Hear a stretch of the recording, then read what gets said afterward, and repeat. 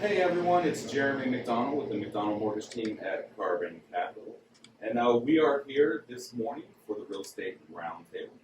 And I would like to have our guest introduce herself and tell everybody that's listening and watching a little bit about her and how we got into real estate. Sure. Hi. I'm Danielle Rivers. Been in real estate probably about 23 years, 17 years here in Jacksonville. Absolutely love it. How did I get into real estate? So years back, I bought my first house and sold it 1 year later. This was not during any kind of boom or anything.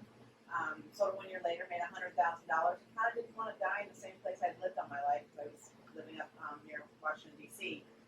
So I turned around, took that $100,000, moved down here to Jacksonville, bought 7 houses, flipped that $100,000 into $600,000 in a matter of 6 months. And I started looking, I was like, wow, everybody should know that you can do this. I was a single mother. I was only making $48,000 a year. And just thought, wow, everybody needs to know how to do this. So then I turned around, became a realtor. Got really lucky my first couple of months in the business. Picked up an individual builder. So I was selling like 35 houses a month. Got my name out there and realized I was really good at real estate. And then when the market switched, I wanted to help those people understand. A lot of people were, there were, back in the day in the 2007, 2008 downturn, there were a lot of people like, you should, still pay your mortgage, and that's so wrong, blah, blah, blah. And I really felt for the people that were going into foreclosure because it was sad to see, and it wasn't their fault. They just signed the papers, the no interest loans, or no principal loans, just all interest and stuff. Yeah, and so, I just got passionate about helping people in real estate make money. And I don't expect any of my buyers or anything to actually go and want to, buy 7 houses. That was a lot of, the funny part of that story is, people hear my story, I'll tell them at when I have home buyer seminars, and always, I want to do that too. And I'm like, well, okay, now let's sit down and tell a real story. I was, walking out of a house, with drywall up my nose, for the next year. It was a rough thing, and I had contractors stealing from me and stuff like that. So the blood, sweat, and tears of it, there was some sweat equity there.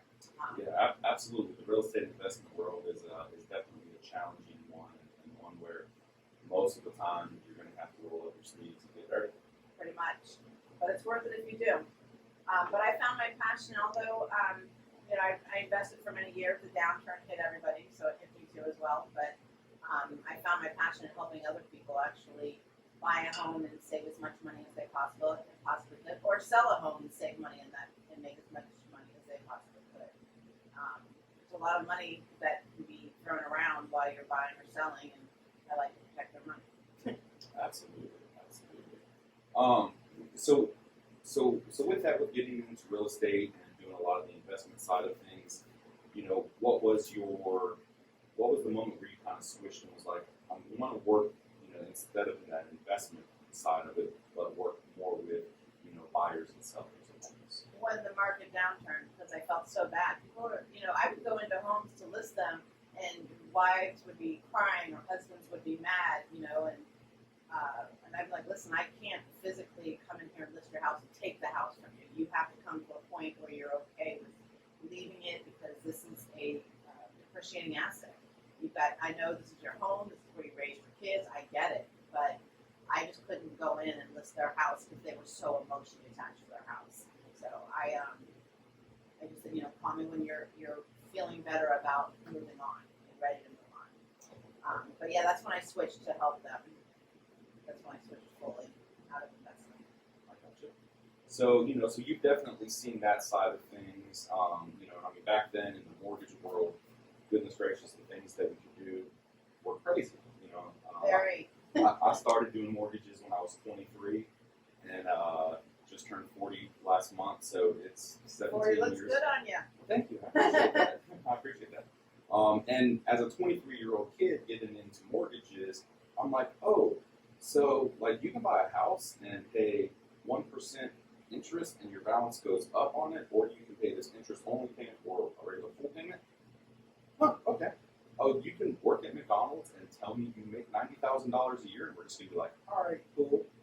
The things that was allowed back then with the subprime mortgage industry, I mean, to me it was normal because that's how I got into it. But then looking back at it, I was like, holy cow, Yeah. that's insane. What financial institution would want to put a person in a situation like that?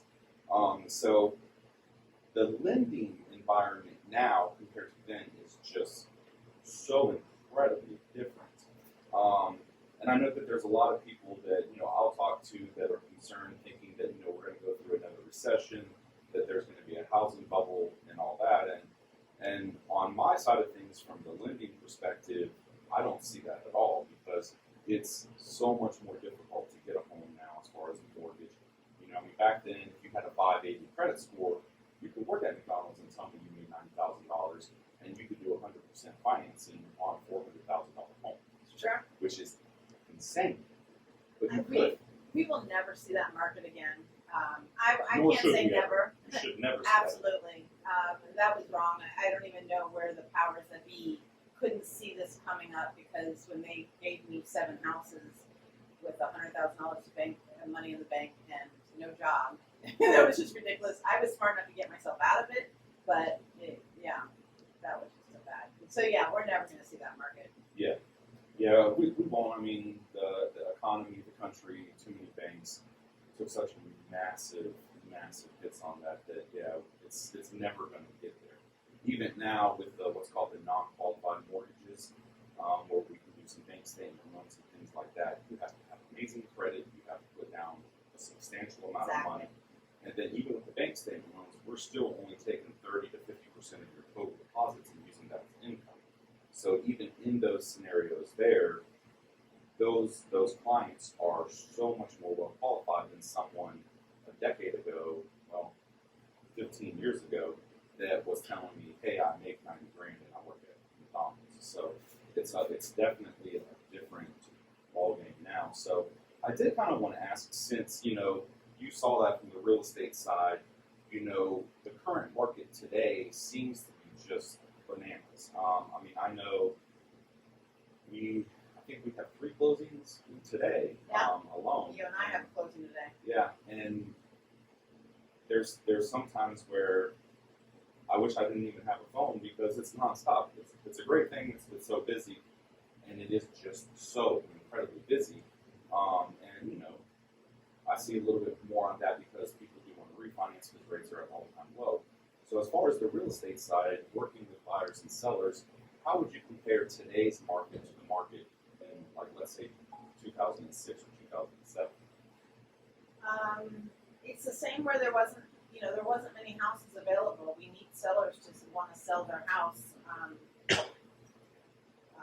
So the market's still tough that way. Find buyers' houses because there's anywhere between 4 to 5 contracts on each house. Now, since we're in Jacksonville, Florida, it's not the same in New York or anything like that. They're a little bit slower right now. But am I answering your question? Yeah, I mean it's I see that too. Definitely because the list of pre-approved buyers that I have that have been trying to find a house for the past 3 months, 4 months, that have put in multiple contracts, 6, 7, 8 contracts at or above asking price and aren't hitting the home. I mean it's something that's definitely discouraging people. So that I can absolutely understand that. So with today's market, go ahead, what were you gonna say? No, I was going to say the other thing I'm seeing because of COVID and everything like that is people are leaning towards buying more land and building their own house and then kind of creating their own compound so that they have the fun and everything and on their land. So I am saying that people want to buy more pools just so that if we ever have anything like this, they have the environment to create still fun and peace in their own family. Yeah, I've definitely got the question about pools and additions and construction and building, and unfortunately right now, because of all the COVID overlays and the risk that's there in the mortgage world, not many lenders are willing to do construction loans and renovation loans. We called you to ask you about buying. First it was buying land and building, and then called you about refinancing our house. So yeah. Yeah, so it's really difficult. I mean, the box that lenders want right now is a very, very small box, but there's still tons of people that are able to qualify. So, if we had someone listening right now that, let's say they've been sitting in their home for the past 5 or 6 years, they're kind of feeling that crunch. They're living, I'm sorry, not living, but they're working from home now. I'm feeling like they need a little bit more room, maybe need a separate room to be in office, and they're kind of having that hesitation to reach out, to an agent to list their home. What advice would you give them? So agents are a really valuable resource for sellers or buyers. But the advice I give them is actually, look at their house. See if there's an opportunity for you to move laterally to another house, a more performing neighborhood than the neighborhood you're living in. It's a whole situation. I have to look at the entire situation. So first I would say, give me a call so we can look at how they can best maneuver themselves. Just like we were talking to a friend of yours prior to starting this podcast who's thinking about listing his home, and he's like, but I don't want to get out of my payment. I've got a really low payment. I don't want to get out of it, and as we were talking, we made him see, well, wow, you could go get a mortgage at this interest rate now. You could possibly get a mortgage at $100,000. He only owed $48,000 left on it, and still have the same monthly payment. I mean, that's crazy. You can take $50,000 out and still have your same $700 payment that you're paying. So, being as though we need listings for buyers, I think it's important for all sellers to, if you are thinking you might want to move, you're thinking you just want to either trade up, trade down, anything like that, I think you need to look at it. Because if your neighborhood's only going up, $3,000 a year, let's look at taking you out of that neighborhood, putting you in a new neighborhood. Sometimes change is good. Yep, absolutely. And can kind of change an environment, can kind of invigorate you and energize you and stuff like that. So Absolutely, and one of the things that I think sometimes can kind of scare people from wanting to sell their home and kind of do that move up is they're like, all right, well, yes, I'm gonna sell my house for a lot more than what I owe on it. I'm gonna make money, but I'm gonna be paying more for a new home. So one of the things that when I see that I like to kind of go through with someone is like,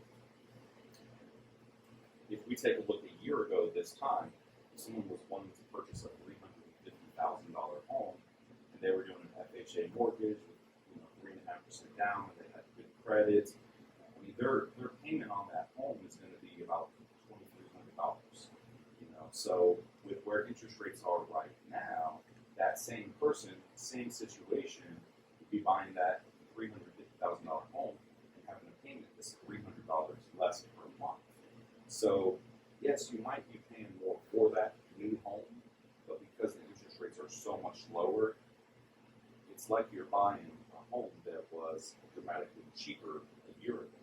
And I mean, because we are at literally the lowest rates in the history of mortgage rates, it's such a great time, especially if you're looking to buy a home that you plan on staying in long term, because you're going to get an interest rate that you'll never see again.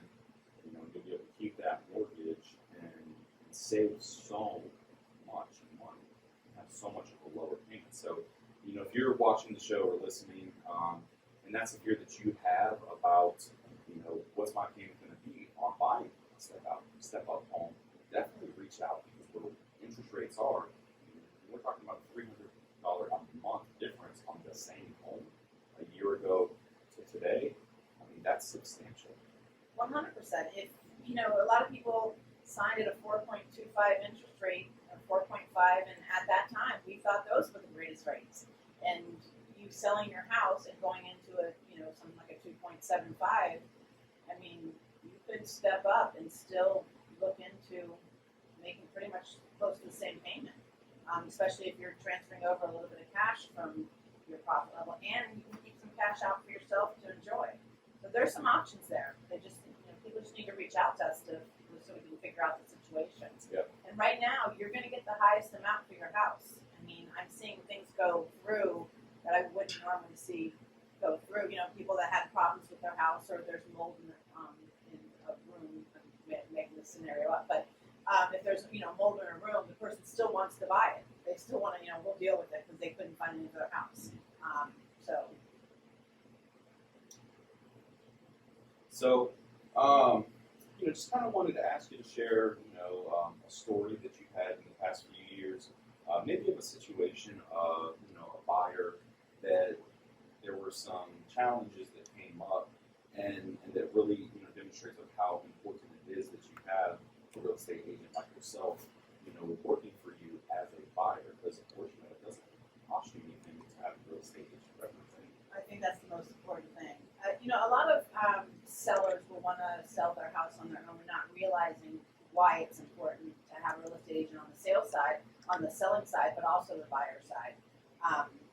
On the buyer side, as you're asking, we're free, so we have all the buyers. The buyer's going to come to us because it's the seller that actually pays the commission of the real estate agent, and so you get our free advice. Well, as a for sale by owner, you don't know that contract. There's very specific deadlines you can miss, and you can cut yourself drastically. And it's been statistically said that realtors actually make up their commission when listing a house just from saving you from those pitfalls that can happen. But as a story, I had a buyer once. He had a Uncle Billy Bob, making that name up, that he knows everything about houses, and he wants to go in and he's going to inspect it for me. I don't need an inspector, a home inspection. And I'm like, no. And he's like, no. He's really good at houses. He builds houses from the grounds up. I said, yeah, no. And I'm really pretty firm with my customers, just because. So I said, you can always do whatever you want. You're the customer. I'm going to listen to you and follow you. But I need to tell you the story. So it was my third house I bought when I came down here. And we were gutting the entire house down to the studs. So we were replacing the roof, replacing the plumbing, replacing the electrical. There's very main things in the house you want to look forward to. Everything else is pretty much secondary, and you can always fix without a huge output of money. But we were gutting it down to the studs, new AC, everything. And so I didn't feel the need to get a home inspection. Why? Everything's going to be brand new.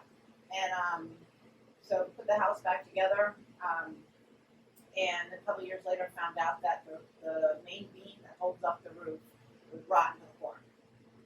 So I was stuck. I was a realtor by now. I couldn't short sale. Didn't want to foreclose, and I couldn't rent it out because I'm not going to put a renter. I had lots of huge trees around the house.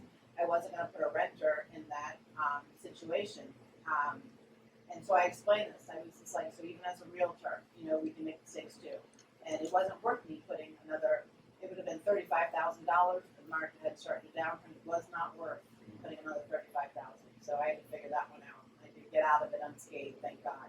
But always get a home inspection. You just never know. And there's little things that can build up to big ticket items. That is very true. Yeah. Very true. Very true. So I know that a lot of people are concerned about, where is the market heading? What's the future? What's 2021 going to look like? So with everything that you're seeing, where do you feel the market is headed, and where do you think prospective buyers and sellers will be over the next, 18 to 24 months? The truth is, Jeremy, nobody can predict the market. Nobody. We can look But at I'm past asking history. you to, I'm asking I you know. to give us your best I'm going prediction. to. I'm going to. So, I still predict it pretty well, that it's going to stay pretty steady with the interest rates. I don't know with this election. That's going to be a whole nother situation. I've heard that we can actually go to 0% interest, and that Trump was actually talking about that at some points. I don't understand that, but all I can say is actually get into the market when you can, buy when you can. Rents are ridiculously expensive, and you can actually buy a 3-bedroom, 2-bath house, or any house really, but way lower than you'll ever have for rent. So it just makes sense. So as soon as you can jump in, it's kind of a little real estate, jump in. I know everybody's like, no, I'm going to wait for the rates to go down to 2%, and do you want to waste, $28,000 a year waiting for this to happen, and then even then, come on, in order to get the best rate down, and you got to have a contract in order to have get a rate locked in, you have to have the contract in. It's not that easy. But if you can get around that rate, that good rate, then you're good. But where the market is headed, I think it's going to stay steady for a minute. It is going to level off sooner or later. People are going to have to move. So, as soon as the listings come up, then now we're going to be switching back to markets, back to the seller's market, which we've talked about this. It's kind of a buyer's and seller's market. It's a very unique time in history, like it was back after the downturn. It's just a very unique time in history. So if you can buy, buy. If you need to sell or you want to look at selling, contact us. Let's look at your individual situation and see what's smart for you. Yeah, I mean, I definitely agree that now is a great seller's market and buyer's market. I'll say, as far as talks of a 0% rate, that's a Fed funding rate. Absolutely, Yeah. you will never get that rate. Yeah. No way. Yeah, I mean, if rates go lower than all-time records that we've seen the past few months, we'll probably be looking at like Civil War, World War III, and at that point in time, probably buying a home is going to be about the last thing that anybody's thinking of. It's a very unique situation that has caused us to get here, with the global pandemic and something that we've never seen before. So even in previous times of war that are not here in the United States of America, we've never had low rates like this. So, Yeah, but Jeremy, back when we were preaching 3.754, we were saying the exact same thing. Like, we've never seen rates this low. It's great that it's going lower. We just don't know if it's going to go lower, and that's too hard to predict. But yeah, I guess that's where you just have to take the odds on it, and put your very best Vegas hat on, Yeah. and pretend that you're, playing with a lot of else's money on it. It's kind of hard. And even then, When- a 3% interest rate is still great. 3.5 is still great.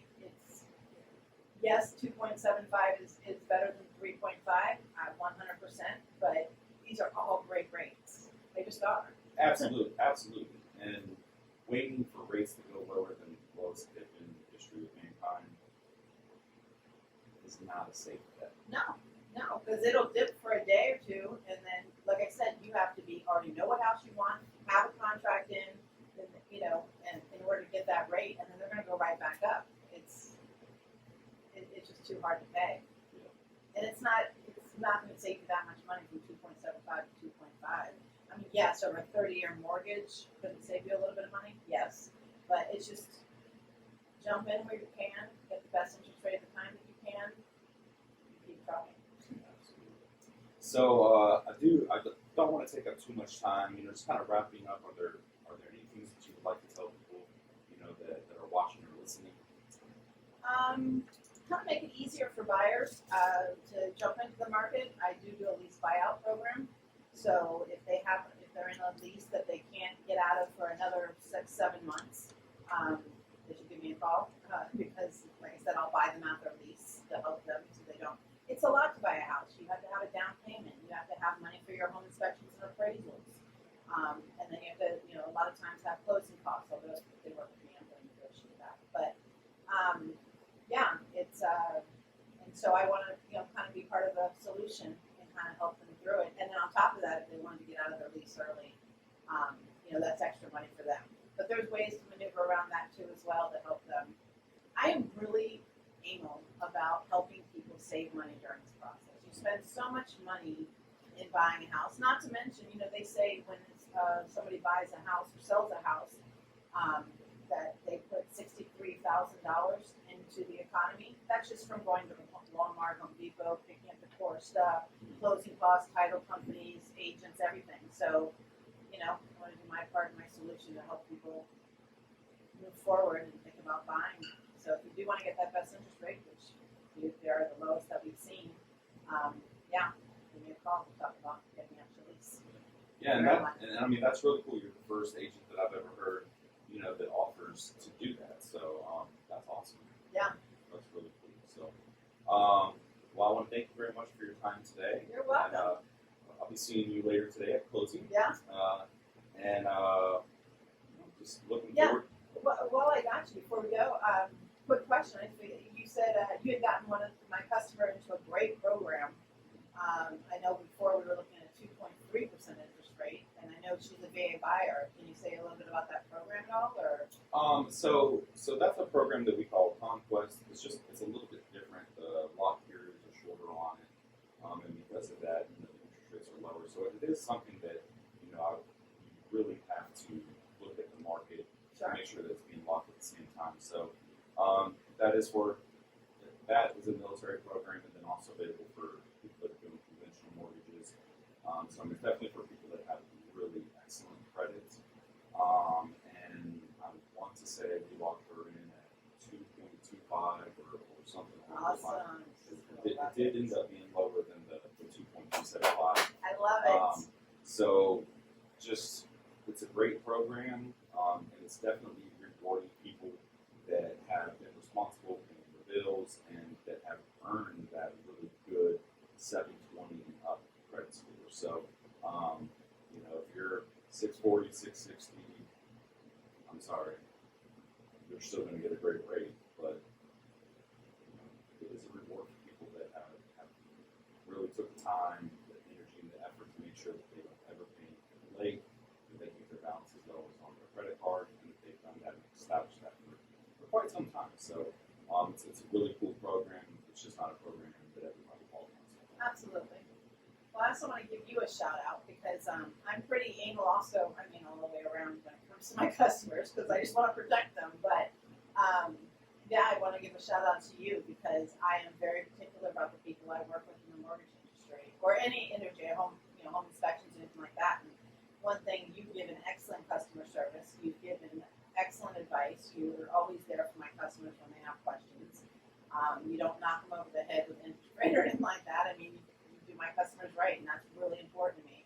And I'm like that across the board with home inspectors. I'm going to make sure that they're the best home inspector that I'm referring them to. Like I said, I'm going to protect my customers hook, line, and sinker. So it means a lot that you get most of my business. So Thank you. I appreciate that. absolutely. So it was a pleasure having you today, Thank you. and look forward to seeing you later on in the day. Okay. And I'm sure we'll do this again. Absolutely. So everybody at home, everybody hopefully not driving your car watching this, going to be listening to it.